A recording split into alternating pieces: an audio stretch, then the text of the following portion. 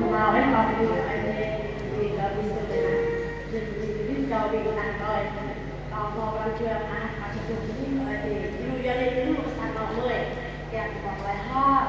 cung cấp ở thì như là lưu gia đình sản phẩm mới kèm cung cấp ho kèm ho tuyết và đẹp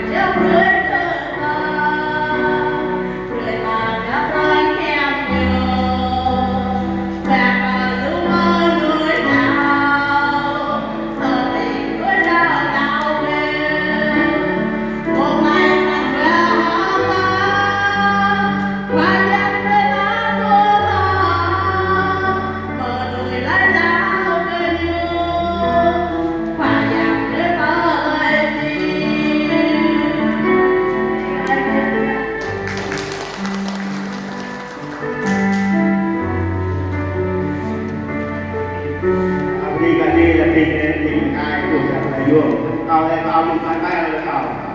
lại bay chẳng lại bay cho cuộc yêu lại quan về quần bao về quần leg